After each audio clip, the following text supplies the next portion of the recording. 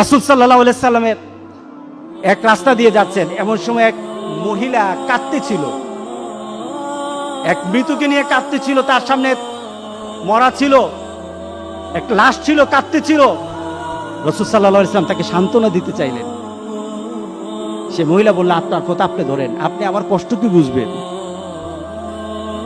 একটু পরে একটা লোক এসে বলল, এই তুমি কার সাথে কথা বলেছো জানো? তিনি তো মুহাম্মদুর রাসূলুল্লাহ। মহিলা ভয় পেয়ে গেল, তাড়াতাড়ি রাসূলের কাছে গিয়ে বলল, ইয়া রাসূলুল্লাহ, আমি ভুল করে বুঝি, আমাকে মাফ করে দেন। রাসূল সাল্লাল্লাহু আলাইহি সাল্লাম বললেন, তোমাকে যখন বলছি ধৈর্য ধরার জন্য, তুমি এখন ধৈর্য ধরছো। ধৈর্য তো এখন নয়, যখন তোমার সামনে লাশটা চলে আসবে, তখন তুমি যদি আল্লাহর উপর সন্তুষ্ট, তোমার সম্পদ নষ্ট হয়ে গেছে, তোমার সকল কিছু দুনিয়া থেকে চলে গেছে, তুমি যখন ধৈর্য ধারণ করে, তখন তুমি যদি বলো ইন্না লিল্লাহি ওয়া ইন্না ইলাইহি রাজিউন, তোমার